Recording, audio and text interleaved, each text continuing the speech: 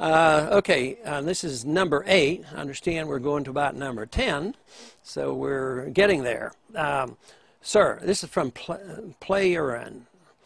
Sir, should the government be able to keep secrets from the public at all? And is ultimate freedom from freedom more important than ultimate security? No, I'm for, if we have to have a choice, I'm for ultimate freedom, because I don't believe the government can give you ultimate security. You know, even if you said, I don't think we can get ultimate freedom, I want ultimate security. And you know the old saying, if you try to have both, you end up with neither. And I'm convinced of that. The Constitution was written, especially with emphasis on the Fourth Amendment, that you have privacy, and that should be as ultimate and as personal as proper as possible, with law enforcement officials only knowing about what you're doing through proper channels, and that is search warrants. But the government should essentially have no secrets. But right now, the government has all the secrecy, and we've lost our privacy. It's been turned on its head.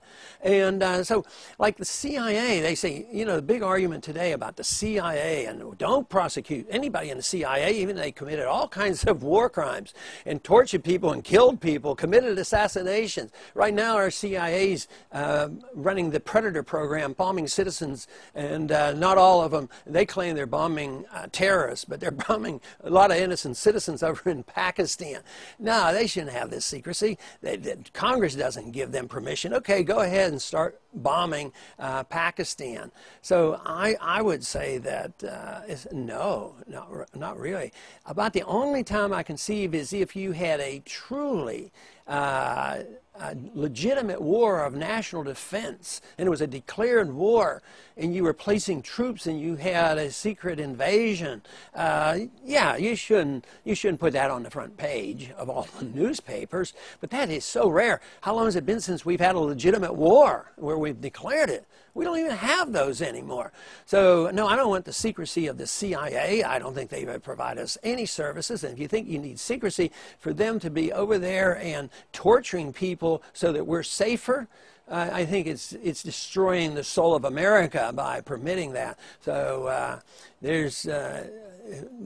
even if people see this in two extremes, let me tell you, the government has way too much secrecy, so even though we will never get to where I would like to be, just moving it in that direction is so much better. And there is essentially no privacy in an American citizen, and this medical bill is going to even make it that much worse. The government's going to know everything about your medical problems, and every bit of treatment and drug prescribed is going to be monitored and supervised by bureaucrats, both before and after. So that's the type of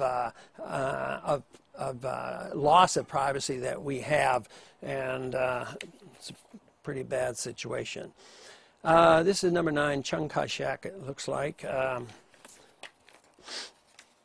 Dr. Paul, given your well-established belief in the merits of the free market system, I'd like to know how you feel about the Americans with Disabilities Act. The ADA establishes restrictions or requirements on businesses, something I imagine goes against the free market principles, yet it also ensures, for example, that a blind customer with a service animal such as a seeing eye dog will be treated like any other customer and not turned away for bringing a dog into a store should a free market decide which customers get service, or is this the responsibility of the federal government?